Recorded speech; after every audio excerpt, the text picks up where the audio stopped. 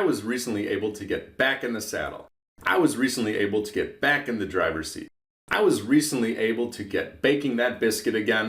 I was recently able to dungeon master again for the first time in several months. And so in this video, I wanted to talk about my experience with the one-shot adventure, The Wild Sheep Chase.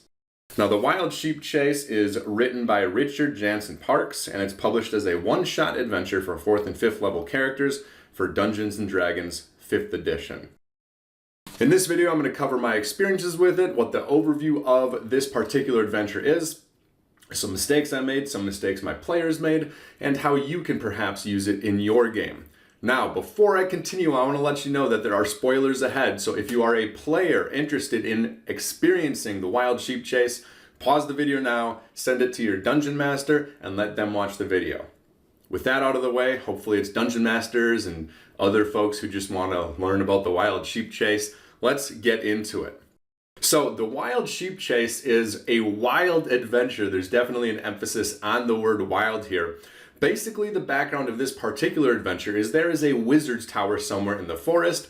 This wizard's tower is owned by a wizard with the name of Fenethir Shinebright. Now, Fenethir Shinebright is full of himself, although he's relatively good-natured, and he's quite famous in the region. However, his fame comes from one of transmutation or polymorphing, and most of that fame is derived from a wand, an artifact that he has within the tower. Now, he had an apprentice whose name was Ahmed Noak. Ahmed Noak was hoping to learn from this wonderful master in the region, this master wizard. However, after years and years of being an apprentice, Ahmed Noak realized two things.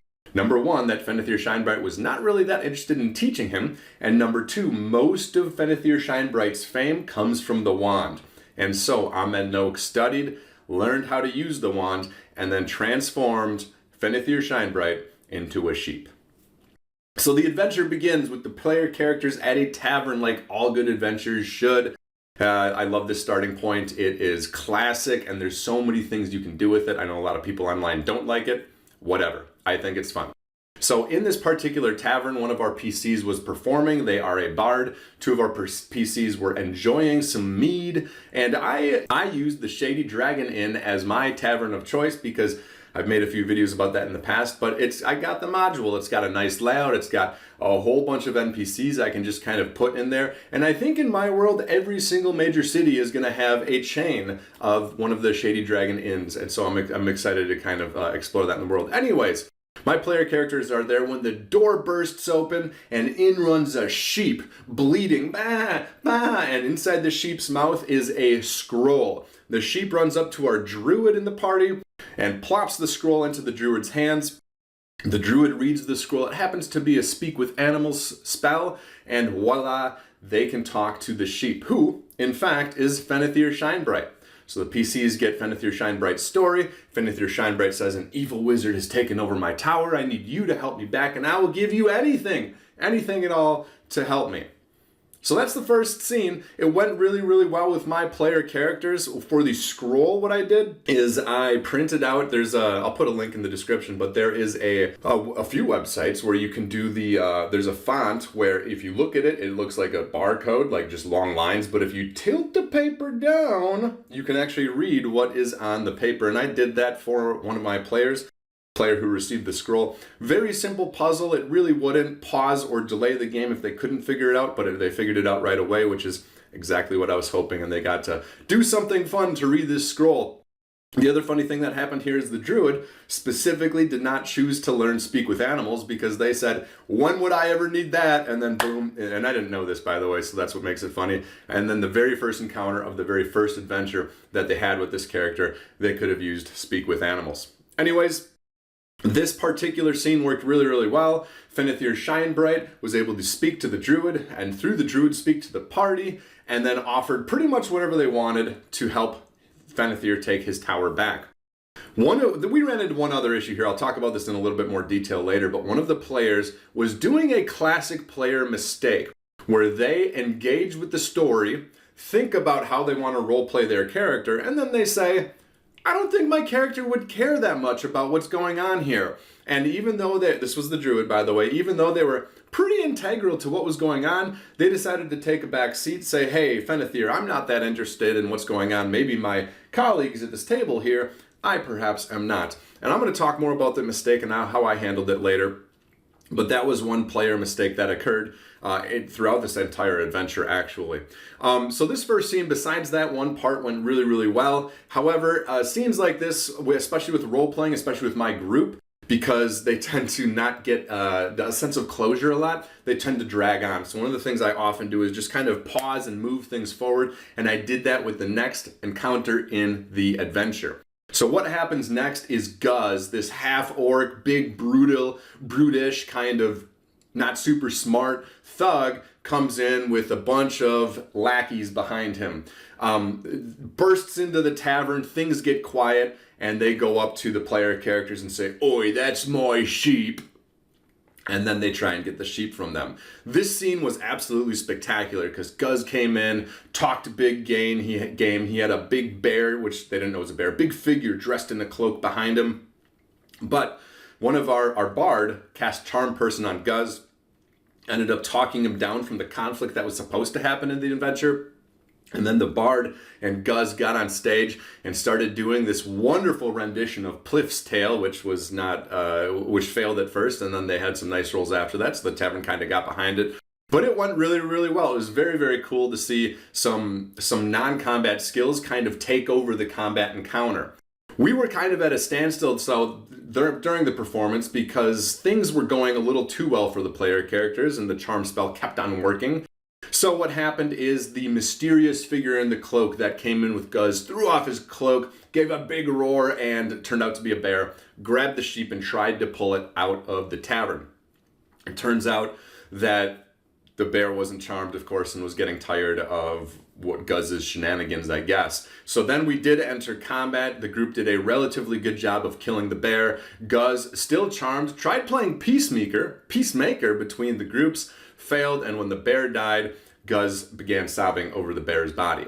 The group then decided, well, I guess we're in this, followed the sheep back out of the tavern and towards the tower.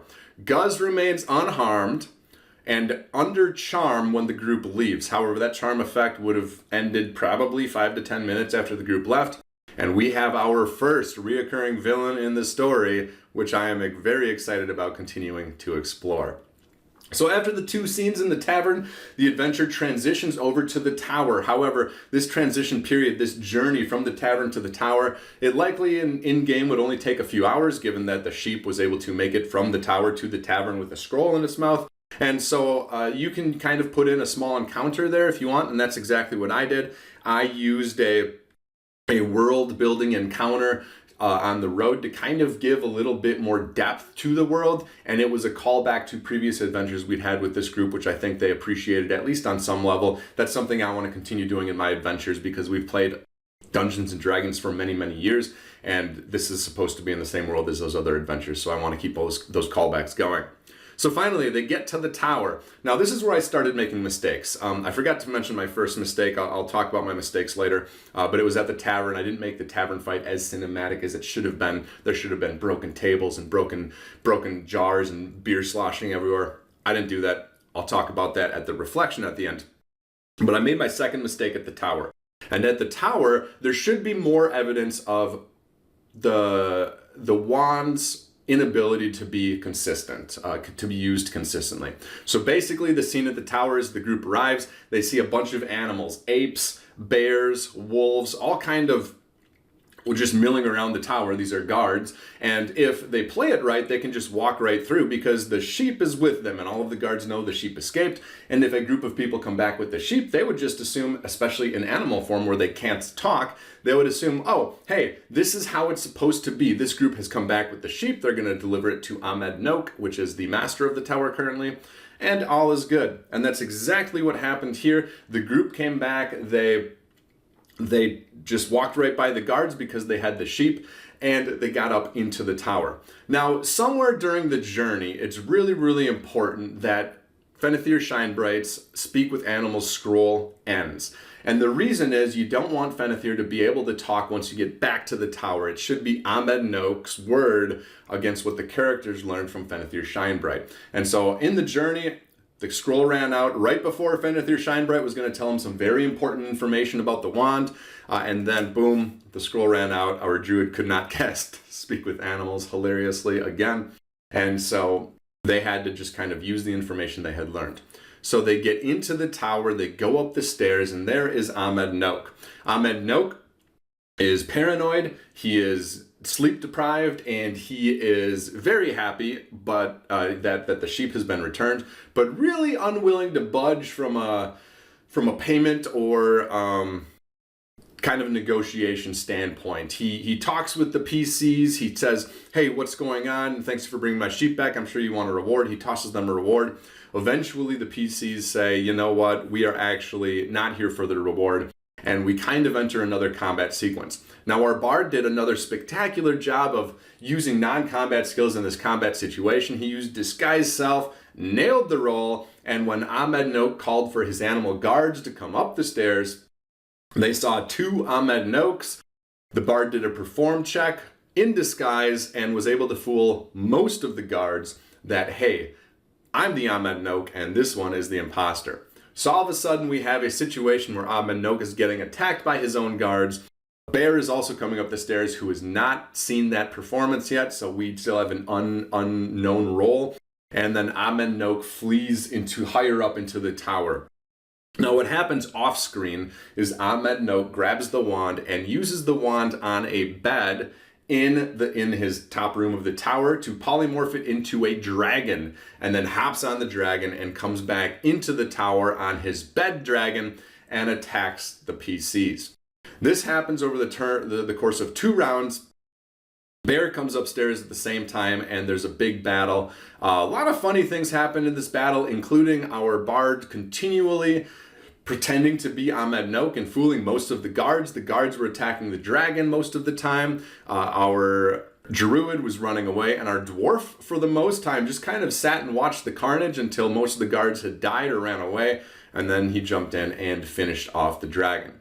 So at the end of this, Ahmed Noak, furious, frustrated, realizing that this is a real threat for him to lose control of his own tower, turns the wand on himself, presumably hoping to turn himself into a dragon, but instead the wand fizzles and fails, turns himself into a gibbering mouther, and the PCs kind of are able to very, very quickly end the final scene and the final combat. Now at the end of all of this, at the end of, after they've gone to the inn, they've met Fenethir Shinebright as a sheep, they've encountered Guz the thug and able to beat him. They've brought Fenethir Shinebright back to the tower. They've fought Ahmed Noak and they've succeeded. At the end of all of this, there's a massive question for the player characters. And the question is, what do you do with Fenethir Shinebright and the wand? And so the player characters, having found perhaps an ally of a powerful wizard in Fenethir Shinebright, decided that they wanted to turn him back into a human so they could work with him in the future.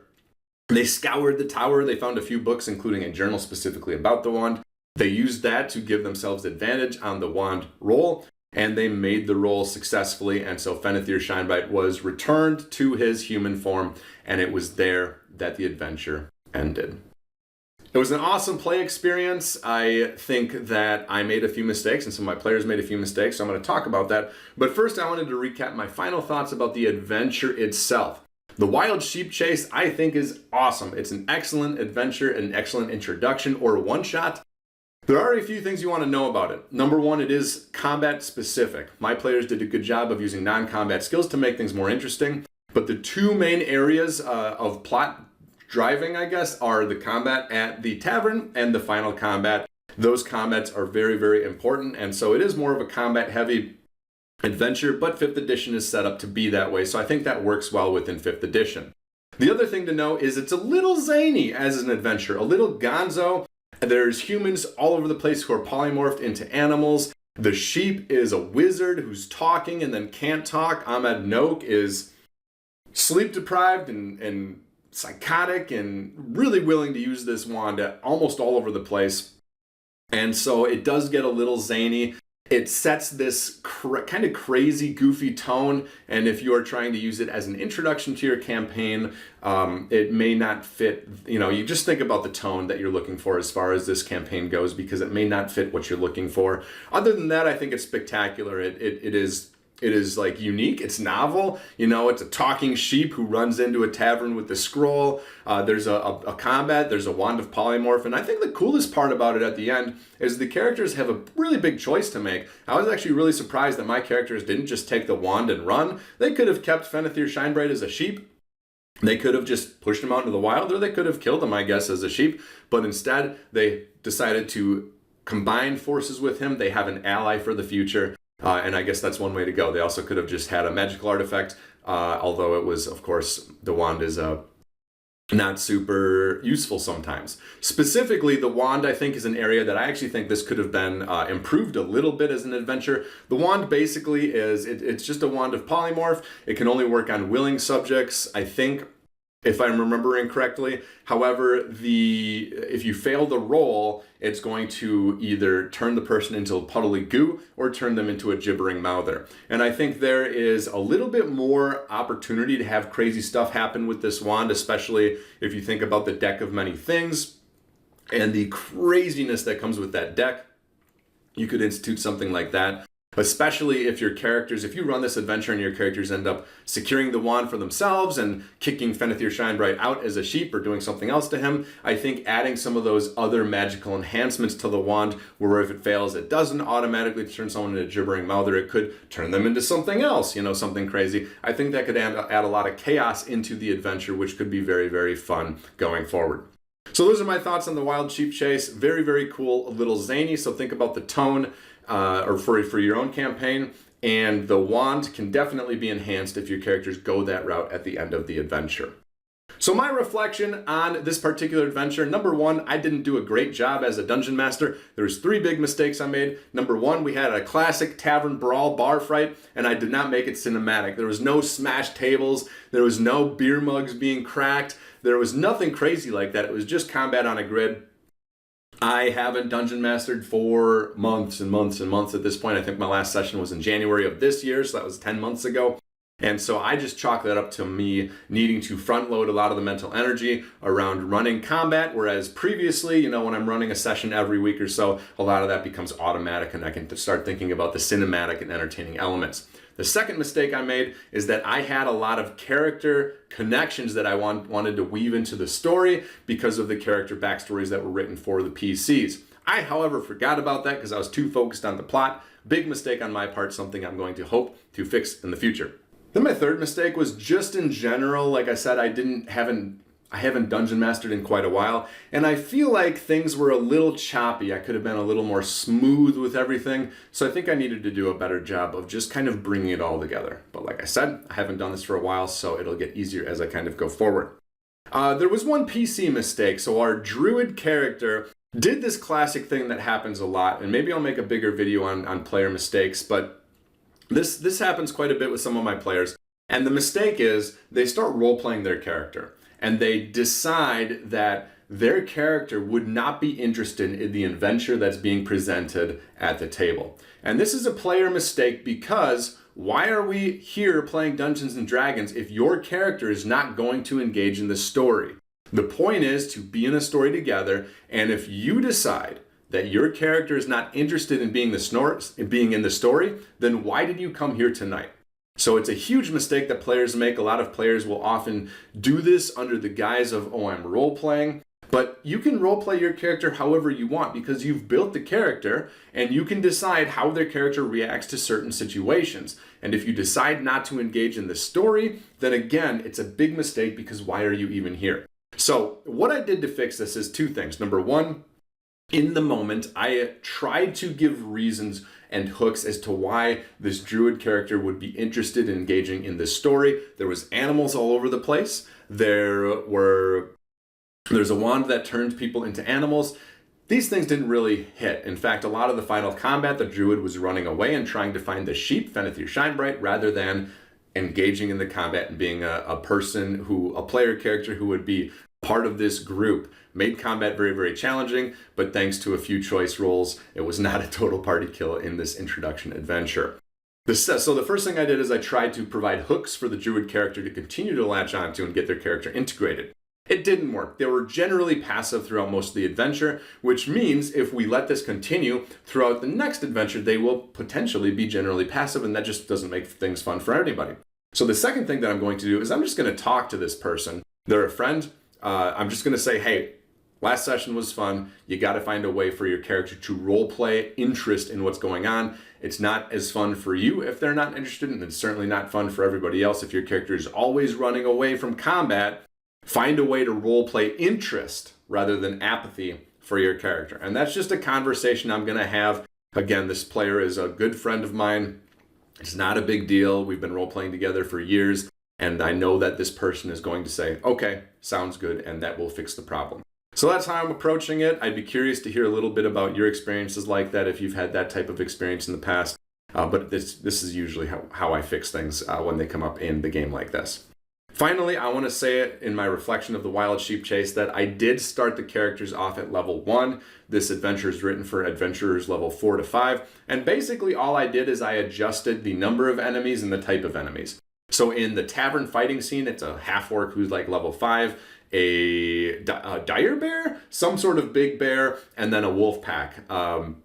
And what I did instead is I took away the wolves. They didn't even show up. And I just had the black bear, the shadowy figure in the cloak be a black bear. And then I just used a regular level 1 half-orc stat block for Guz. For the tower adventure, I used baboons instead of apes. I took away the wolves and I used 1 black bear instead of the other type of bear that I can't remember off the top of my head. And then I played Noke to go to the dragon as quickly as possible. And for the dragon, I downplayed their bite attacks and I weakened their splintery breath attack so that it wouldn't kill the characters unless, it could have killed the characters in one hit, but it wouldn't be an automatic kill, which would have been the case if I hadn't weakened it. So basically changed the guards, weakened the dragon, and got Ahmed Noke on the dragon as quickly as possible. If you're interested in running this for level 1 characters as an introductory adventure to your new campaign in the way that I did, I would suggest making those changes. So that was the Wild Sheep Chase. Awesome adventure, zany, goofy, maybe not the right tone for you, so think about that. Other than that, it was quick, it was snappy, it was novel, and I really enjoyed introducing it to my players. Let me know what your thoughts are with the Wild Sheep Chase. I would love to hear them. I really appreciate you taking the time to watch this video, and I'll see you in the next video.